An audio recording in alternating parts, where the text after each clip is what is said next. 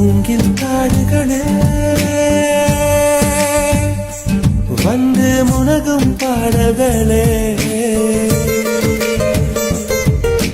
தூரச் சிகரங்களில்